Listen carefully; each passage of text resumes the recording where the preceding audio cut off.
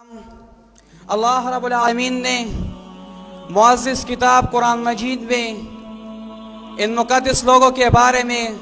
قرآن کی آیات مبارکہ نازل فرمائی۔ والذی جاء بالصدق،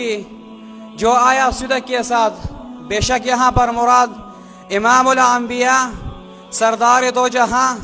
محبوب پروردگار ہے۔ وصدق بہ، اور یہاں سے مراد حضرت ابو بکر صدیق رضی اللہ عنہ ہے۔ امیر المؤمنین، خلیفہ اول حضرت ابو بکر صدیق رضی اللہ عنہ تمام صحابہ کرام میں ایک افضل انسان تھے۔ سفر ہو یا حضر،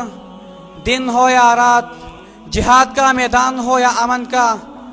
ہر دور میں، ہر زمانے میں نبی علیہ السلام کے ساتھ رہنے والا انسان حضرت ابو بکر صدیق رضی اللہ عنہ تھا۔ پوچھنے والا پوچھتا ہے کہ صحابہ کرام کی عظمت تو علماء بیان کرتے ہیں،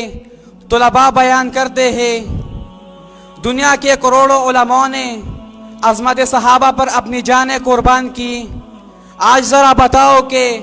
شان ابو بکر صدیق رضی اللہ عنہ کیا ہے؟ میں نے جواب دیا، ہاں، سب سے پہلے جس نے خانہ کعبہ میں خطبہ دیا ابو بکر، سب سے پہلے جو صحابی کہلایا ابو بکر، سب سے پہلے جو مومن کہلایا ابو بکر، سب سے پہلے جس نے 40,000 دینار آقا کے قدموں میں رکھے ابو بکر، جس نے بلال کو آزاد کرایا ابو بکر، جس نے عامر بن مغیرہ کو آزاد کرایا ابو بکر، آقا چل کے جس کے دروازے پر گئے ابو بکر، آقا چل کے جس کے دروازے پر گئے ابو بکر، آقا کو جس نے اپنے کاندھوں پہ اٹھایا ابو بکر، جو غار میں سب سے پہلے پہنچا ابو بکر، جس نے اپنے چادر کو پاڑا، سوراخوں کو بند کیا ابو بکر، جس نے اپنے گود کو بستر بنایا ابو بکر، آقا کو اپنی گود میں سلایا ابو بکر، جس نے سام کا ڈسنا برداشت کیا، آقا کو نہیں جگایا ابو بکر، جس کے نبوت کے چہرے پر آنکھوں کے قطرے پڑے ابو بکر، جو غار سے سب سے پہلے باہر آیا ابو بکر، آقا نے اپنا لعاب جس کی ایڑی پر لگایا ابو بکر، جو معبد کی جھونپڑوں میں سب سے پہلے پہنچا ابو بکر، جس نے بکری کا دودھ دویا، آقا کو پلایا، خود خوش ہوا ابو بکر، جو قبا کے مقام پہ پہنچا ابو بکر، جو قبا کے مقام پر پہنچ کر پیارا آقے پر جس نے اپنی چادر کو تانا ابو بکر، جو قبا کے مقام پر پہنچ کر قبا کی پہلی اینٹ رکھی ابو بکر، جس نے مسجد نبوی کی پہلی اینٹ رکھی ابو بکر، جس نے لوگوں کی غلط فہمیاں دور کی، خادم کون ہے، مخدوم کون ہے ابو بکر، جس نے کعبے کی پہلی اینٹ رکھی ابو بکر، جس نے مسجد نبوی کی پہلی اینٹ رکھی ابو بکر،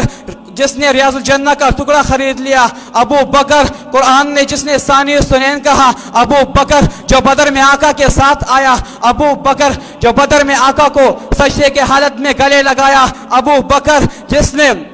عثمان کو روانہ کیا ابو بکر، جس نے صلح حدیبیہ کا مشورہ دیا ابو بکر، آقا کی زندگی میں جس نے مصلی پر نمازیں پڑھائی ابو بکر، جس نے منکرین زکوٰۃ کا خاتمہ کیا ابو بکر، آقا کے وفات کے بعد جس نے امت کے ایمان کو سنبھالا ابو بکر،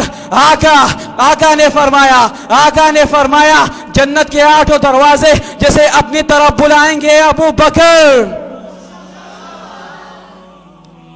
سامعین، جو شان صدیق پر، شان صحابہ پر اپنی جانیں لٹاتے ہیں، سروں پر کفن باندھتے ہیں، اللہ جل شانہ سے خالی ہاتھ نہیں چھوڑتا۔ ایک دفعہ ایک عالم بیان کر رہا تھا کہ حضرت مولانا ڈاکٹر عادل صاحب جب شہید ہوئے تو اس کے مقبرے پر ایک آدمی جایا کرتا تھا۔ ایک دفعہ وہ آ رہا تھا مقبرے سے تو کسی عامی غیر عالم انسان نے پوچھا کہ تم تو حضرت مولانا ڈاکٹر شہید رحمہ اللہ کے قبر پر جاتے ہو، کیوں جاتے ہو اور ایسے خواب کیوں آتے ہو؟ پہلے تو اس نے بتایا نہیں، جب اس نے بہت اصرار کیا تو بتایا کہ میں نے خواب میں دیکھا ہے کہ نبی علیہ السلام نے جنت میں اعلان کیا کہ تمام لوگ اکٹھے ہو جاؤ، مجھے ڈاکٹر عادل شہید رحمہ اللہ کے پاس جانا ہے اس کے استقبال کے لیے۔ تو بزرگان جو شہید فوت ہو گئے تھے، دنیا سے چلے گئے تھے، تو انہوں نے بھی کہا کہ یا رسول اللہ صلی اللہ علیہ وسلم ہم بھی آپ کے ساتھ جائیں گے۔ تو نبی کریم صلی اللہ علیہ وسلم نے فرمایا کہ ایک شہید آ رہا ہے، اس کے استقبال کے لیے شہداء جائیں گے۔ اور عظیم طارق صاحب جب شہید ہوئے تو ایک عالم نے خواب دیکھا کہ حضرت فاطمہ رضی اللہ عنہ، حضرت عائشہ رضی اللہ عنہ آئی ہوئی ہے۔ تو اس عالم نے پوچھا، اے ام المؤمنین، ہماری ماں، آپ یہاں کیا کر رہی ہے؟ تو اس نے فرمایا کہ میں اپنے بیٹے عظیم طارق کے لیے آیا ہوں، اس کے استقبال کے لیے۔ تو جو بھی صحابہ کی عظمت پر اپنی جانیں لٹاتا ہے، رب کعبہ کی قسم اللہ اسے خالی جات نہیں چھوڑتا۔ زمینیں اس کی تابع ہو جاتی ہے، آسمان اس کی تابع ہو جاتی ہے، ساری دنیا اس کی تابع ہو جاتی ہے، جنگلات ہو یا سمندر سب اس کی تابع ہو جاتی ہے۔ وہ پہلا مددگار، پہلا صحابی، نبی نے جسے ہر قدم پہ دعا دی، وہ افضل بشر بعد انبیاء ہے،